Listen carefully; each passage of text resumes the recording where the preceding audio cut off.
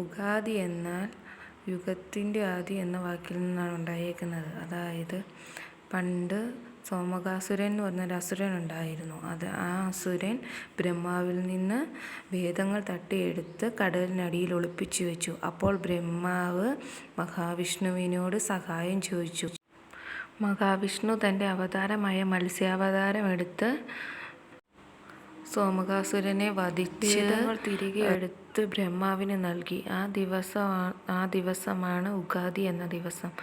യുഗത്തിൻ്റെ ആദി അഥവാ അന്ന് തന്നെ ബ്രഹ്മാവ് ലോകം സൃഷ്ടിക്കാൻ തുടങ്ങി.